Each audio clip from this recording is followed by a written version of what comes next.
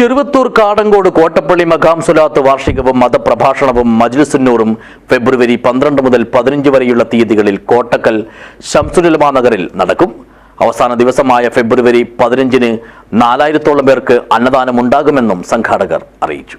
This news sponsored by Emmanuel Silks, Kanhangad, Kannur and Thrissur. ഫെബ്രുവരി 12-ന് ബുധനാഴ്ച രാവിലെ 8 മണിക്ക് മുഹമ്മദ് കുട്ടി മൗലവി വയനാടിന്റെ നേതൃത്വത്തിൽ മഖാം സിയാറത്ത് നടക്കും. തുടർന്ന് എം അബ്ദുൽ ഖാദർ ഹാജി പതാക ഉയർത്തും.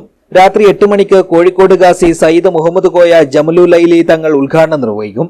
മുഹമ്മദ് അനസ് ഭഗവി കൊല്ലം മുഖ്യപ്രഭാഷണം നടത്തും. 13-ന് സയ്യിദ് ഫൈനാസ് അലി തങ്ങൾ പാണക്കാട് ഉദ്ഘാടനവും അബ്ദുൽ അസീസ് അഷ്റഫി പാണത്തൂർ മുഖ്യപ്രഭാഷണവും നടത്തും. 14-ന് സയ്യിദ് ഫ്ലൽസീദി അൽ ഹസ്നി ഹൈദ്രോസി ഉദ്ഘാടനവും ഉസ്താദ് അബ്ദുൽ റസാഖ് അബ്രാരി മുഖ്യപ്രഭാഷണവും നടത്തും. തുടർന്ന് നടക്കുന്ന മജ്ലിസുന്നൂറും കൂട്ടപ്രാർത്ഥനയ്ക്കും ചെറുമോത്ത് ഉസ്താദ് നേതൃത്വം നൽകും. 15-ന് സയ്യിദ് സഫുല്ലാഹി തങ്ങൾ മണ്ണാർക്കാട് ഖത്തം ദുആ മജ്ലിസിന് നേതൃത്വം നൽകും. എല്ലാ ദിവസവും മഗ്രിബ് നമസ്കാരത്തിന് ശേഷം മഖാം സിയാറത്ത് നടക്കും. സമാപന ദിവസമായ ഫെബ്രുവരി 15-ന് 4000-ഓളം പേർക്ക് അന്നദാനം ഉണ്ടാകുമെന്നും സംഘാടകർ മാധ്യമ സമ്മേളനത്തിൽ അറിയിച്ചു. ചെറുമൂത്ത് ഉസ്താദ് അവരാണ് ഈ പ്രാർത്ഥനാ സദസ്സിന് നേതൃത്വം കൊടുക്കുന്നത്.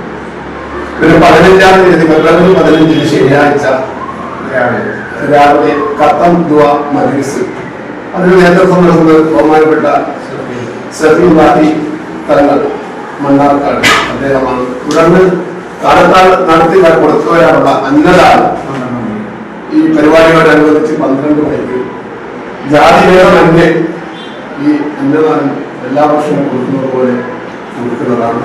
കേന്ദ്ര ജമാഅത്ത് president A Yunus Haji, joint secretary C K Jafar, Kottappally മഖാം general secretary A Muhammad Kunhi, treasurer C K P Yusuf Haji, യത്തീംഖാന convener C Mahmood, joint secretary M Abdulla തുടങ്ങിയവർ മാധ്യമ സമ്മേളനത്തിൽ സംബന്ധിച്ചു. News bureau, Cheruvathur.